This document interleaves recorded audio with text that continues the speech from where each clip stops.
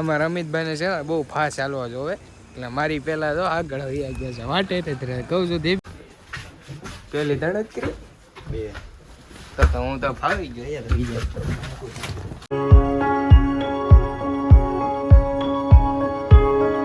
તો કેમ છો મિત્રો? તો ગુડ મોર્નિંગ બધાને. તો ફરી એક વખત તમારું બધાનું એક નવા વ્લોગમાં સ્વાગત છે. આઈ હોપ કે તમે બધા મજામાં દેશો ને મજામાં જ રહેવાના. અને આજે તો જો ભાઈ good morning sorry good night, કારણ કે આજે મોડી રાત્રે એટલે 9 વાગ્યાથી મેં વ્લોગ ચાલુ કર્યું છે.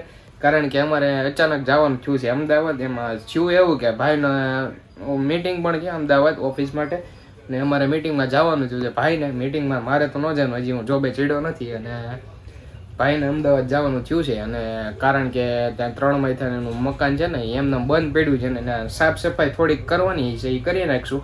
ને ઘરમાં આટો મારવા જવાનું છે, કાંઈ થયું નથી, કાંઈ નથી. અને ભાઈને હારે ઓફિસની મિટિંગ પણ છે, એટલા માટે અમે જવાનું છે અમદાવાદ. અને જો અત્યારેથી હું બહારથી આવ્યો હતો, વરસાદ આવતો તો આખો પલળી ગયેલો જ છું. તો હાલો હું પહેલાં નાહી લઉં ડાયરેક્ટલી. તો હાલો સીધા નાહીને મળીએ. અને નાહી ધોઈને તો થઈ ગયો છું તૈયાર, અને હવે મારે ઠેલો પેક પણ કરવાનો બાકી રહી ગયો છે. કારણ કે આખો દી આમ કામમાં હતું, અને અચાનકથી જવાનું થયું એટલે કે આઈડિયા ન રહ્યો કે મારે ઠેલો પેક કરવાનો છે. અને જો ભાઈ આ કોલેજનું બેગ છે મારે એ જ લઈ જવાનું છે. કાંઈ બીજું બેગ તો છે ભાઈ ટ્રાવેલિંગનું, જો આમે પીડ્યું જ નહીં, બહુ મોટું છે, એટલા માટે તો આપણે આ જ લઈ જવાનું થાય. કારણ કે આમાં બધું એક જોડી કપડાં લઈ જાવ ને ભાઈ, મેં કીધું આમાં જ લઈ જાવ. આમાં પાછા કોલેજના ચોપડા ભરેલા છે, એટલે એ બધું કાઢીને કરવું પછી ઠેલો ભરવો પડશે. એટલા માટે તો જો હું પહેલાં જમી લઉં ને પછી ડાયરેક્ટલી હું બેગ ભરી નાખું, અને પછી આપણે બસનો ટાઈમ થાય એ પ્રમાણે આપણે બસ સ્ટેન્ડ જઈએ. ડાયરેક્ટલી આપણે અમદાવાદ જવાનું છે. હાલો હું ડાયરેક્ટલી પહેલાં જમવા બેસી જાઉં છું. જો જમવા તો બેસી ગયો છે, ને આજે બનાવેલું છે મમ્મીએ દમ આલુ રોટલી, અને હારે ક્રંચસ પડી હતી મોળી એ લઈ લીધીશ, ને હારે પણ દૂધ છે. તો હાલો હું પહેલાં ડાયરેક્ટલી જમી લઉં. તો મિત્રો જો જમીને તો થઈ ગયો છે ઊભો, અને જમવાનું આજે સારું બનાવ્યું હતું એટલે થોડુંક વધારે ખાઈ લીધું છે. કારણ કે બસમાં ટ્રાવેલિંગ કરતી વખતે વાંધો ન આવે, પડી કા દાબા ન પડે એટલા માટે. અને જો ભાઈ બેગ અત્યારે આપણું થઈ ગયું છે તૈયાર, તો નથી થયું હજી, કરવાનું બાકી છે. ખાલી મેં સામાન જ બહાર કાઢ્યો છે. જો આ એક જોડી કપડાં લીધું, ટુવાલ લીધો, એક વધારાનું ટી શર્ટ, પછી આ કોલગેટ ને બ્રશ ને એવું લઈ લીધું છે. પછી જો આ બૂટે છે આપણા, પણ થોડાક મેલા છે, ધોયા નહોતા, ટાઈમ નહોતો રહ્યો, અચાનકમાં જવાનું થયું ને અચાનક જવાનું, એટલા બધા બગડેલા છે. કાંઈ વાંધો નહીં, અને હું છે ને થેલીમાં પેક કરી દઉં. થેલી હું જો લાવીને મૂકી જ છે, આમાં હું પેક કરી દઉં છું એટલે વાંધો નહીં આવે. ને બે એટલું કાંઈક છે વસ્તુ લઈ જવાની. ચાલો હું પહેલાં બેગમાંથી છે ને ડાયરેક્ટલી પેલા ચોપડા કાઢી લઉં, અને પછી આ બધું આમાં સામાન છે ને એક જ ઓલામાં નાખી દઉં. હાલો પહેલાં હું ચોપડા કાઢી લઉં કોલેજને. લગભગ તો બેગમાં લાડ બધું ભરેલું જ નહીં જ હોય. રીઝન છે કે આજે લેક્ચર 2 જ હતા કોલેજ, એટલે હું ચોપડા લઈ નહોતો ગયો વધારે.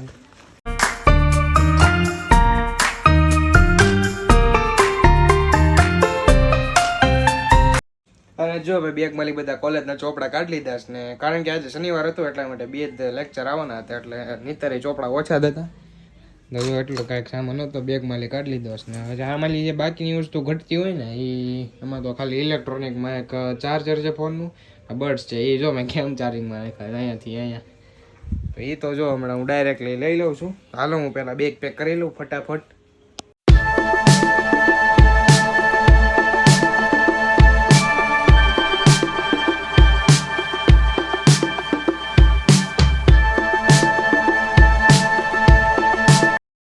તો જો ફાઇનલી મેં મિત્રો બેગ તો પેક કરી લીધું છે, અને થોડો ઘણો વાંધો નહીં આવે, કારણ કે બેગ હળવું થઈ ગયું છે હાવ, એટલે હાવ એક જ જોડી કપડાં લઈ ગયો છું. કારણ કે એક દિવસ રોકાવાનું છે, કાલ સાંજે તો કદાચ લગભગ પાછું આવવાનું, એટલા માટે જો ભાઈ બેગ મેં તૈયાર કરી નાખ્યું છે.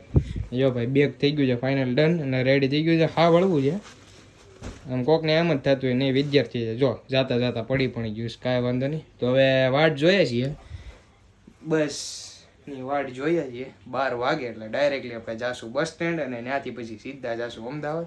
તો હાલો બે કન્ટિન્યુ તમે વ્લોગમાં બન્યા રહેજો. તો અત્યારે જો 12 વાગી ગયા છે, ને હું અમિતભાઈ જાય છે હાલતા હાલતા બસ સ્ટેન્ડે, કારણ કે ઘરે કોઈ હતું નહીં મૂકવા આવે એવું હતું, અને ગાડી એમને પડી રહી. હવે જો ભાઈ કુબર બાગથી પછી જાય છે સીધા. અમિતભાઈ તો જો ભાઈ અંદર એટીએમમાં હજી પૈસા ઉપાડે છે, ને અમે જાય છે બસ સ્ટેન્ડે. હાલો બી કન્ટિન્યુ તમે વ્લોગમાં બન્યા રહેજો.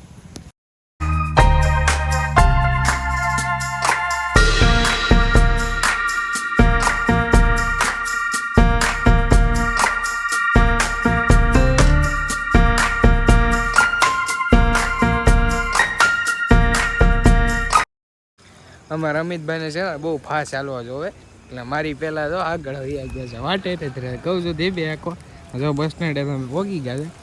હમણાં 10-15 મિનિટમાં બસ આવતી જ છે ને જો આગળ આવી ગયા મારી પહેલાં. તો ફાઇનલી મિત્રો જો બસ તો આવી ગઈ છે ને અંદર બે ગયા, રિઝર્વેશન કરાવ્યું હતું એટલે વાંધો નહીં આવે.